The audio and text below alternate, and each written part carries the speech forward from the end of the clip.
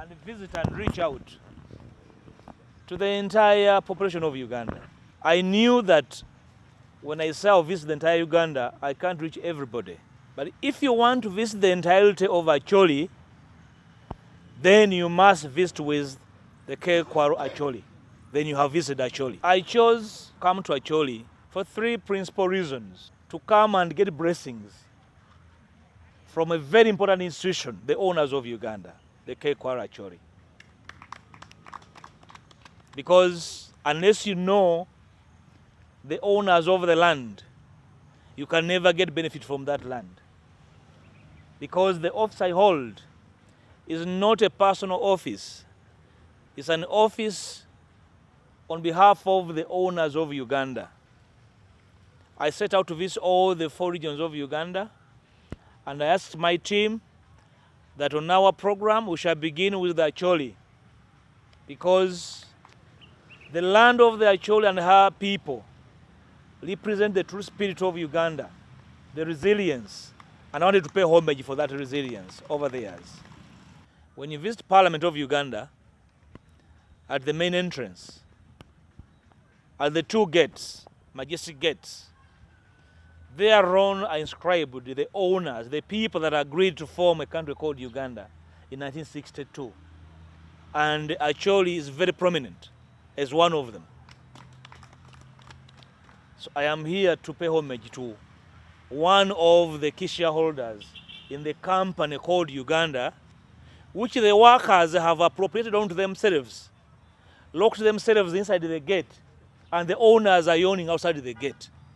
I am here to ask of you, Prime Minister, to lead your people to demand for your shares in a company called Uganda that the workers are eating without reporting to the owners that formed the company called Uganda.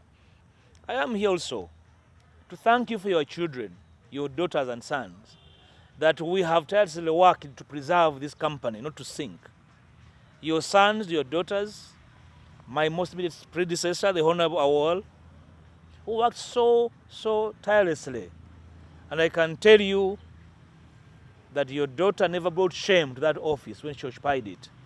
And for me, it's very critical.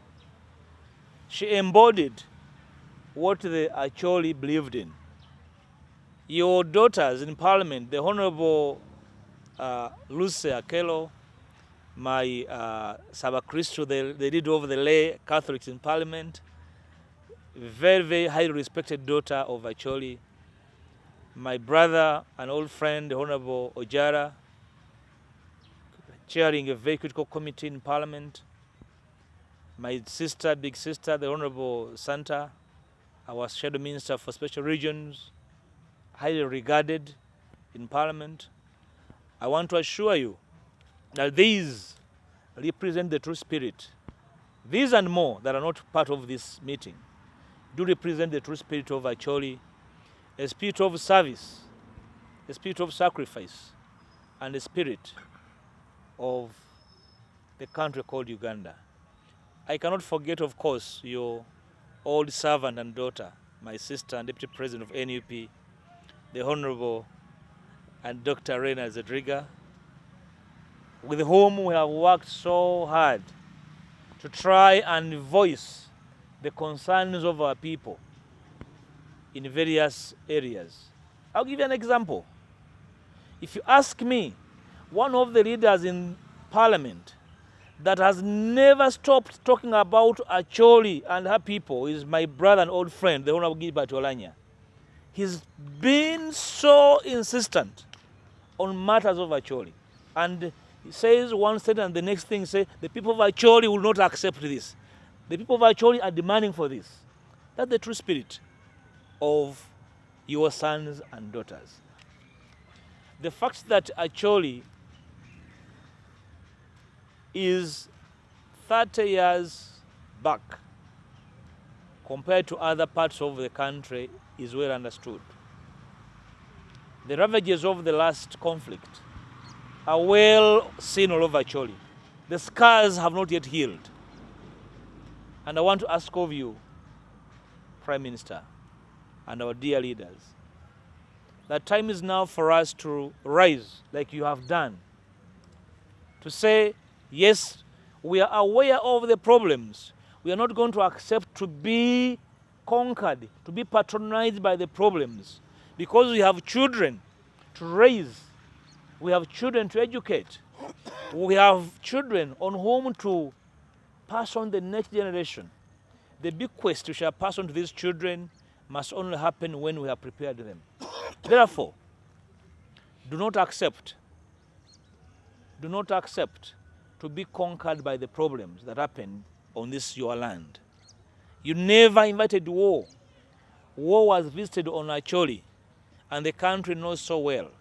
I want to thank the cultural leaders for the work you did in bringing sanity and peace to this land. Despite the so many challenges, that duty remains.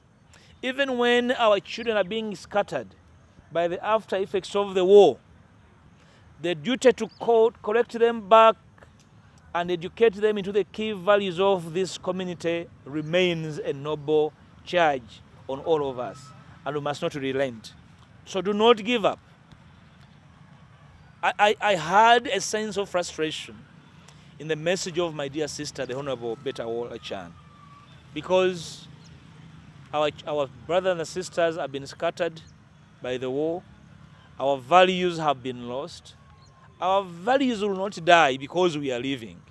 Our values are part and parcel of the air we breathe. So we only need to continue pushing them down the throats of our children and grandchildren to appreciate them. And of course, the duty to sustain this institution shall come when we reject cultural institutions in being patronized by politicians. That we must reject.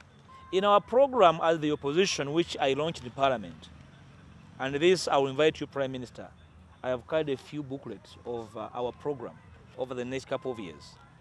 One of the key issues there is a framework for sharing power in this country. I talked about the fact that Uganda is a company in which all the regions of the country bought shares in 1962. And they employed people to work in that company. The employees, since 1962, have since locked themselves up into the company and are eating. So whenever the shareholders knock to ask for their share, they tell them, you see, the company is struggling, but the employees are looking healthy. The employees are building arcades. The employees are building are driving in the most posh vehicles. The owners are starving. We are saying, as the opposition, that we must revisit our constitution to start debating the whole idea of sharing power in this country. The over-centralization of power in Kampala is the reason why these institutions are not serving their purpose. And they are being used by politicians for their own selfish agenda. We must reject patronage and demand for our share. You want to collect garbage in the Gulu city, but you must first call the Minister of Local Government or Minister of Finance to help you. Help what? This is taxpayers' money paid by the people of Acholi. So we want a visitation of the entire power sharing framework so that more power is in this region, not in Kampala. So that the region that best understands why Ker Kwaro must be sustained, why the road must be supported. For example, I'm aware that the entire of Acholi has a lot of resources, including oil and gas. I can assure you, the people of Acholi will not benefit unless the framework of power sharing changes in this country. I want to invite you, Prime Minister, that when we set out to come and undertake consultations with the people of Acholi on how to best share power in this country, you help us mobilize this community. Prime Minister, sir, the land conflicts are not organic here. It's not the people of Acholi fighting over land, because land in Acholi is culturally owned. People know their boundaries. The people fighting over your land are alien. We must rediscuss the entirety of land ownership. When you hear elites in Kampala talking about removing Mairo, that's not their intention. They are looking for power to take people's land in every region, and be careful, be on the watch out. Because in my area, in my place, they have grabbed all the land. They have the money to buy everything. So, invite your people to reject overtures of interfering with the framework of land ownership. They are targeting your land. This area is one of the few with vast tracts of land. When you see them moving around, they're not surveying actually for development. They are looking for land to grab. You must be on the watch out. You will set a law to inform us that these are land grabbers. You must reject them. I'm going to share this document that has our brief views on how this country can be governed over the years. These views are simply headlines. They're not conclusive. But one of the issues that we highlight here as the opposition in parliament is the fact that this country has gone wrong in all sectors. Our views are that the government in this proposed law is not doing enough. It must put more resources in health. It must invest in health care of its people. Like I've said, COVID has exposed us as having nothing in terms of health care. We are going to be working together with the opposition to make sure that the framework for health, for education is pro-people, to empower our people with skills and the capacity to be able to survive. Our children need jobs. Our children need skills to avoid going into the Arab world to do nothing and to be able to support their families using the resources in our country. We are concerned that the political leaders of this country have had power eating away their heads, and therefore it's about them and no one.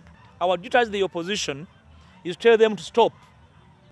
Finally, to this cultural institution and the people of Acholi. Cultural leaders should not be cowed, should not be intimidated to speak out on issues of abuse of human rights.